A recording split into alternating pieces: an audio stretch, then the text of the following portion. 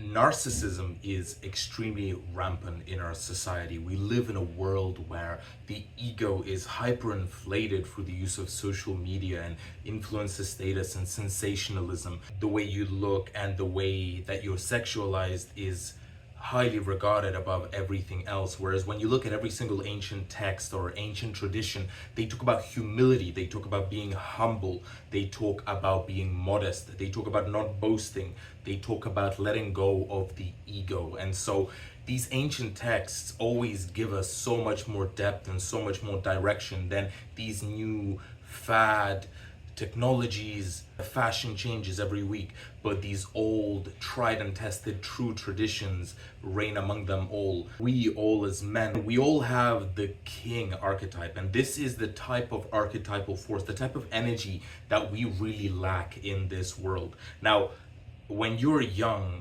you have what's called the hero energy. You cannot really be a king until you have integrated and aligned these other parts of your identity. And so the hero is the traditional boy turning into a man. It is only after he has gone on the hero's journey or gone through the initiation ceremony and become a man that he adopts a different archetypal role. When you think about this distinction between the hero and the king, the hero is somebody who wants to die for a cause. It is somebody who is reckless and likes to take risks and is so morally channeled that he can sometimes be blinded, but boy does he get things done. Boy does he rally attention. Boy does he lead a charge. But that is not the same energy that holds a nation together. When you think about all of these great revolutionaries, right? Stalin running out from the Siberian gulags, running away from them and running back into the battle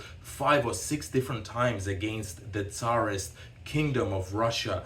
And Lenin doing the exact same thing, constantly fighting back, constantly overcoming challenges, rallying attention, creating a revolution. But then what happens after the revolution is finished? That hero energy cannot exist within the king energy because it turns into a tyrant. Because what makes the hero go is ego. It is this sense of needing to prove yourself, needing to stamp yourself into the world. It is the opposite of humility. It is ego inflation. And so these rulers, they become tyrants because they're associated with their own ego and they're like me, me, me, and they get taken over by narcissism. And so this is very, very important that if you want to be a leader and if you want to be a good leader, that there is this constant battle against narcissism and against your own ego. Just as Stalin and Lenin and Mao and all of the South American revolutionary leaders led to deaths and famines and wars, the exact same way does the idea of the hero ruling a nation go. Look at David from the Bible, right? David is this conqueror. He goes on a conquest. He is a warrior. He takes over and creates a very big Israel. And then his son Solomon, who is gentle, he is more the wise king and is regarded as one of the wisest kings to have ever lived. And so it takes a different personality to rule a country effectively. If you've seen Game of Thrones recently, this is greatly portrayed by Jon Snow winning the battle, saving Westeros, but it is not him that becomes the king.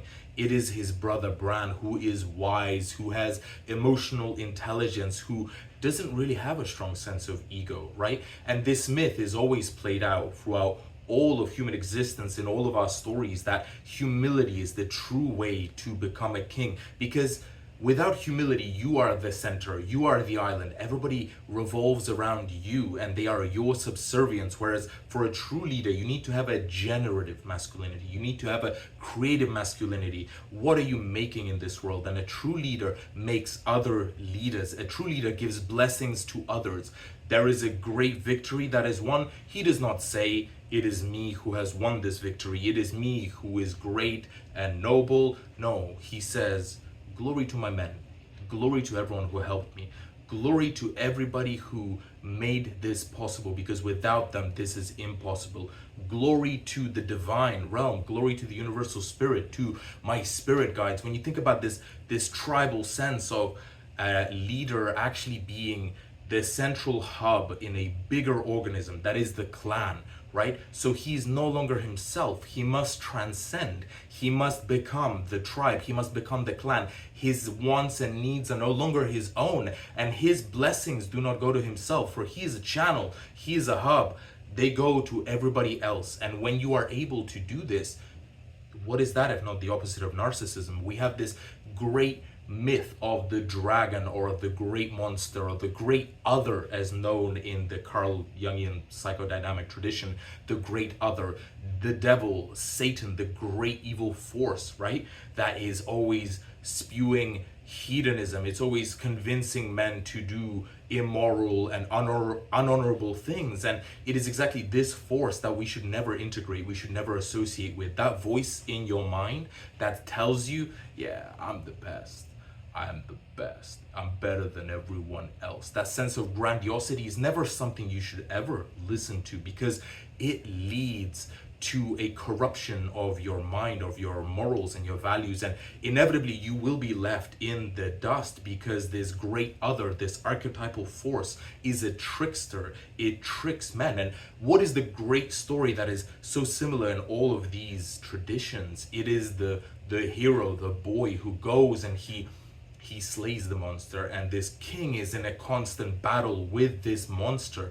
And that is what a king must do. A king must always battle his own ego, because if he does not, he will turn sour. And nobody wants to be around somebody who doesn't lift them up, who doesn't make them the greatest version of themselves, and who is somebody that keeps them down. Nobody wants to be led by that kind of person. But if you become the kind of honorable man that is able to give praise where praise is due, and take zero praise for yourself, spread your praise out along these transcended other parts of you that are the people you lead in this group, then people will want to lead. People will give you the leadership position because they feel like you have their best interests at heart, because you are not acting out of ego, out of the great other, out of the dragon. You are somebody who is of good and moral standing.